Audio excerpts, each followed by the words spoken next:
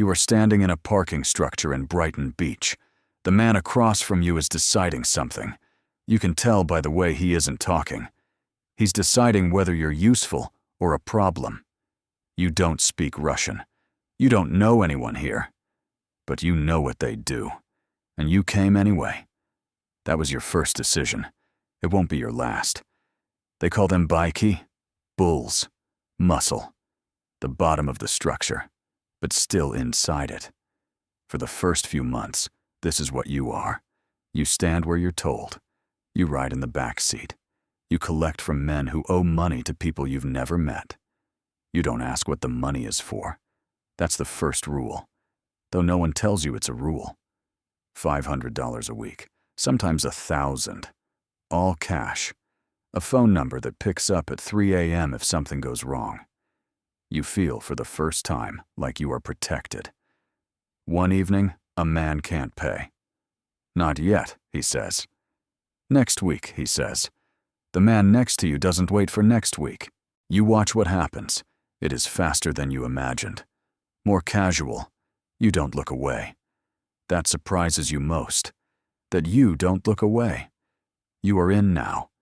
You may not have signed anything. You didn't take an oath. But being present and saying nothing, that's its own kind of signature. You didn't know the test was a test. There was a problem. You handled it without involving anyone above you. You kept your mouth closed afterward. You didn't ask for recognition. Someone was watching. There's always someone watching. Now you're a Boyevik, a fighter, a soldier with a defined crew and a defined territory. The work becomes more specific. Extortion routes, restaurants, clubs, construction sites that pay monthly to avoid accidents. Protection, they call it. Everyone understands the word means something else.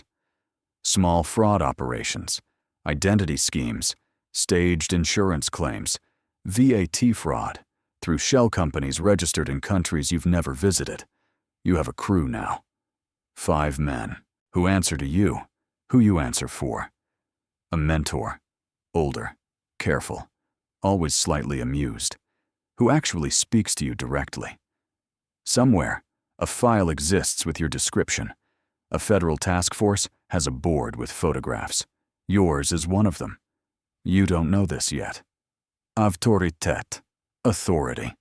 You are not running operations anymore. You are overseeing them.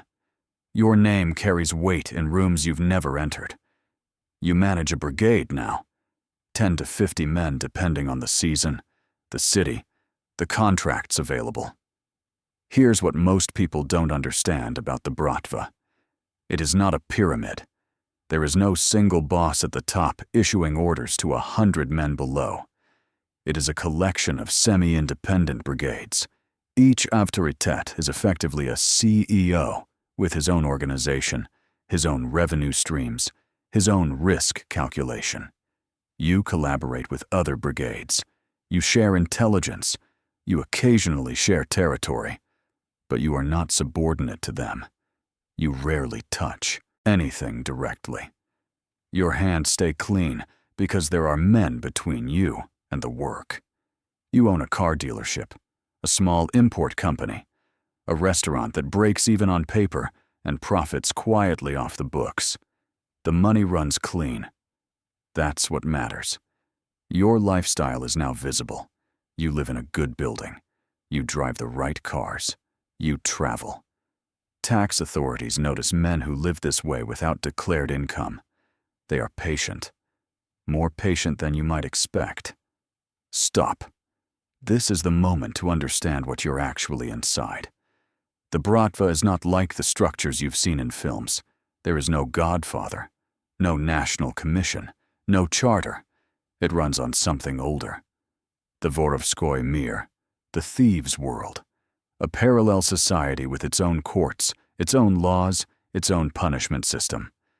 Men who enter it agree to live outside the official one entirely. No cooperation with state organs, no legitimate employment, no crying. These are not metaphors. The code emerged from Soviet prisons in the 1930s, where the only real authority was held by men who refused to work for the state, who refused to collaborate, who accepted punishment rather than cooperation. Those men were called vori, thieves. The world they built inside the prisons outlasted the prisons. It outlasted the Soviet Union. It is still here. And you are now inside it. You didn't choose a side. You just kept saying yes. And each yes was smaller than leaving, until leaving became the larger choice, the impossible one. Pakhan, the leader of the brigade. You sit above the Avtoritet now. You receive tribute. You manage the obshchak, the communal fund, which covers legal fees for imprisoned members, payments to families, bribes to officials, operating costs. You pay upward. There are men above you in the Vorovskoy Mir who you've met perhaps 3 times. That is enough. They know your results. You know their expectations. Your relationships now include a police contact, a man who tells you when surveillance increases, when a case is being opened, when to move funds. A city official who approves permits without comment. Lawyers on retainer in 3 jurisdictions. You are comfortable in ways you cannot explain to anyone outside this room. Your children attend good schools. Your wife asks no questions. You are respected in ways that require no announcement. The men below you want your position. That is not paranoia. It is the accurate reading of any incentive structure. 2 men you trusted completely, men who have been with you for years. You are no longer certain about either of them. You don't know which of the 2. That's the problem. You sleep in the same bed. You eat the same food. But something changed 3 months ago, and you haven't found the source yet. Above the Pakhan is something older. The vor v Zakone, thief in law. Not a rank you apply for, not a title you buy. It is voted on by other vori in a process called a skodka, a congress. You concepts are named, your conduct is reviewed, your history is examined. The requirements are not aspirational, they are literal. You must have been convicted multiple times. You must have survived prison, Soviet prison, Russian prison, without ever cooperating with authorities. You must never have held a legitimate job. You must never have served in the military or worked with any state organ in any capacity. You must be willing to sever all family ties upon confirmation. Men who become vori often have extensive tattoo records, a biography in ink, readable to anyone inside the world. A cathedral spire on the back for every prison term. Stars on the chest and knees indicating a man who kneels to no authority. A face tattooed on the chest sometimes means something has been carried from prison. These are not decorative. They are identification. Authority that crosses all brigade boundaries. You are recognized across every affiliated city, Moscow, St. Petersburg, Tbilisi, Kyiv, Berlin, London, New York. You are owed a portion of the obshchak from every brigade in your reach. You are no longer a person. You are a symbol, an institution. You have no private life. You have no family in the legal sense. You have no moments that are not watched, assessed, or reported. You accepted this. That is what the vote meant. The model has held for decades. But the environment has changed. Interpol shares files in real time now. The FBI and Europol maintain joint task forces specifically for post-Soviet organized crime.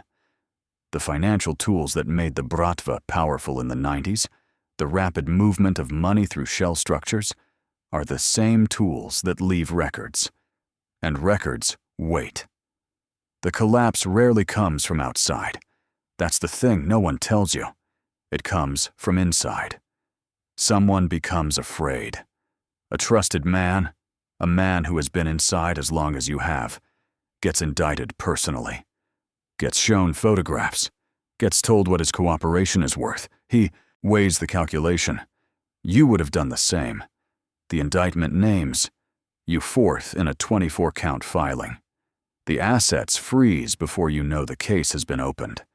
The accounts you didn't know they knew about. The properties held through names that should have been untraceable. If you move fast enough, you are in a car to a private airstrip before the orders reach the local office. Dubai, Cyprus, Montenegro, the Costa del Sol. Men in your position have appeared in all of these places. They are visible because they cannot help it. They still live like who they are. And eventually, visibility costs something. If you don't move fast enough, the problem comes from inside before the state reaches you. The Bratva's own punishment for violations of the code is not a fine. It is a meeting you are not told is a meeting. Either way, the outcome is the same category. You are removed from the structure. The structure continues. The parking structure in Brighton Beach is quiet tonight. Someone is standing in the same spot you stood. He is younger than you were. He doesn't speak Russian either. But he came anyway. That's the thing about the system. It doesn't require you specifically. It requires someone willing. And someone is always willing. The man across from him is deciding something. You can tell by the way he isn't talking. The rain is the same rain.